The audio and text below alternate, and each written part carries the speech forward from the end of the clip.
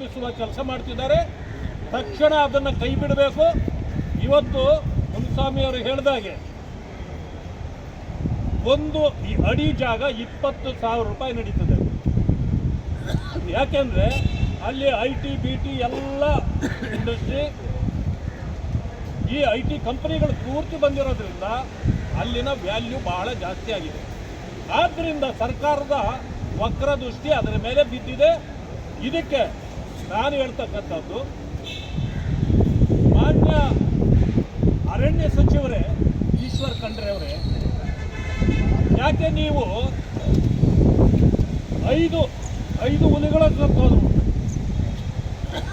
ನೀವು ತಲೆ ಕೆಡಿಸ್ಕೊಳ್ಳಿಲ್ಲ? ಫಾರೆಸ್ಟ್ ಏನೇನಾಗ್ತಾ ಇದೆ ನಿಮಗೆ ಬೇಕಾಗಿಲ್ಲ. ಫಾರೆಸ್ಟ್ ಇರೋದು ಬೆಂಗಳೂರಿನಲ್ಲಿ ಮಾತ್ರನಾ?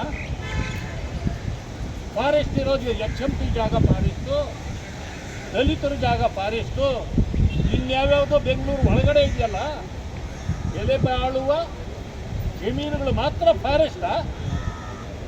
ಇದನ್ನು ಮಾತ್ರ ಕಬಳಿಸಲಿಕ್ಕೆ ನೋಡ್ತಾ ಇದ್ದೀರಿ. ಆದರೆ ಫಾರೆಸ್ಟ್ ಬಗ್ಗೆ ನಿಮಗೆ ಕಾಳಜಿ ಇಲ್ಲ. ಇದನ್ನು ತಿಳ್ಕೊಂಡು ಇವತ್ತು ಆ ಜಮೀನನ್ನು ಏನೋ ಕಬಳಿಸಬೇಕು, ಯಾರು ಮಾಫಿಯಾಗಳಿದ್ದಾರೋ ಅವ್ರಿಗೆ ಕೊಡಬೇಕು, ದುಡ್ಡು ಹೊಡಿಬೇಕು. ಇದೇ ಉದ್ದೇಶ ಇದರಲ್ಲಿ ಇರೋದು. ಆ ಕಾರಣದಿಂದ ಇಂಥದ್ದು ನಡೆಯಲಿಕ್ಕೆ ನಾವು ಯಾವುದೇ ಕಾರಣಕ್ಕೂ ಬಿಡೋದಿಲ್ಲ. ಇವತ್ತು ಇಡೀ ರಾಜ್ಯಾದ್ಯಂತ ಹೋರಾಟವನ್ನು ಮಾಡ್ತೇವೆ. ಇವತ್ತು ಕೇವಲ ಸಿಂಬಾಲಿಕ್ ಆಗಿ ಕಾರಣಾಂತರದಿಂದ ಮಾಡಿ